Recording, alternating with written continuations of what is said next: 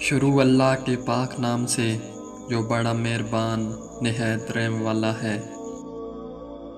دن کی پہلی فتح فجر کی نماز پڑھنا ہے۔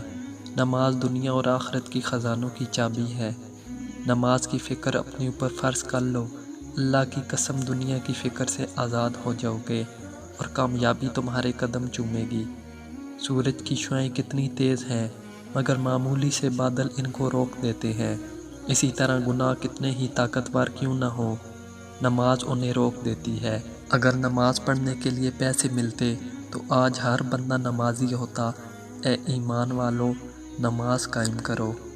بے شک نماز ہی بہترین ساتھی ہے، دنیا سے قبر تک، قبر سے حشر تک اور حشر سے جنت تک۔ نماز مٹی کے انسانوں کو سونا بنا دیتی ہے۔ نماز عادت بن جائے تو کامیابی مقدر بن جاتی ہے۔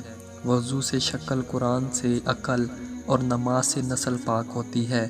اگر نماز کے وقت طواف کعبہ رک سکتا ہے تو تیرا کاروبار کیوں نہیں؟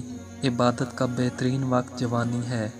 اللہ تعالیٰ جب ناراض ہوتا ہے تو روٹی نہیں چھینتا بلکہ سجدوں کی توفیق چھین لیتا ہے۔ یقین مانو یہی سب سے بڑا خسارہ ہے۔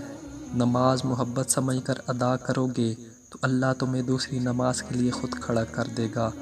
نماز وہ واحد حکم ہے جسے اللہ نے وحی کے ذریعے نہیں نازل کیا بلکہ اپنے محبوب محمد صلی اللہ علیہ وآلہ وسلم کو اپنے پاس بلا کر تحفے میں عطا کی۔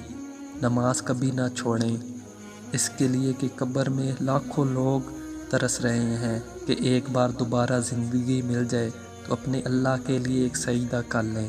یا اللہ ہمیں ایسی نمازی بنا دے کہ پھر نماز پڑھے بغیر گزارا نہ ہو، آمین۔